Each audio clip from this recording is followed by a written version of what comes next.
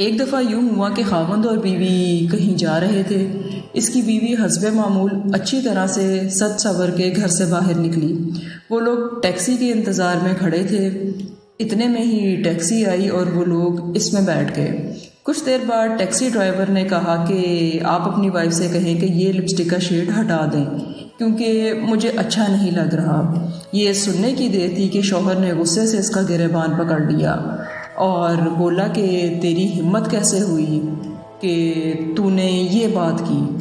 Driver مسکراتے ہوئے بولا، بھائی اگر یہ آپ کے لیے سجی سوری ہوتی تو گھر میں سجتی، یہ تو راستے کے لیے تیار ہوئی ہیں اور راستے کی ہر چیز پر پسندیدگی اور تنقید کرنے کا اختیار ہر شخص کو ہے۔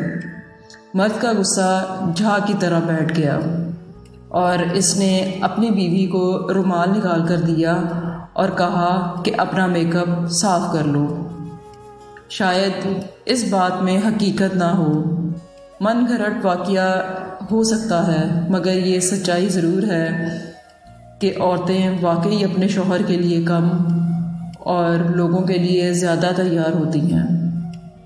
کسی تقریب میں جانا ہو تو گھنٹوں لگا دیتی ہیں، مگر شوہر کے آنے کا وقت ہو تو کبھی بھی ان کے لیے تیار نہیں ہوتی ہیں۔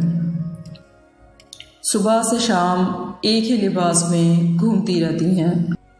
اگرچہ ہمارے مذہب میں جاہلوں کی طرح تیار ہو کر گھر سے باہر نکلنا سخت منع ہے، لیکن یہ نہیں کہا کہ تم لوگ اپنے گھروں میں بھی نہ تیار ہو، بلکہ کہا گیا کہ زیبائش صرف شوہر کے لیے ہے، مگر ہمارے ہاں اس کے برعکس ہوتا ہے۔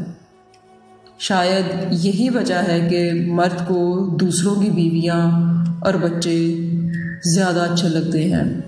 اور ایک میری بات ہمیشہ یاد رکھیے گا کہ ہر مرد اور عورت ایک جیسے نہیں ہوتے۔ اگر آپ کو میری سٹوری پسند آئی ہو تو لائک اور شیئر ضرور کیجیے گا۔ جزاک اللہ۔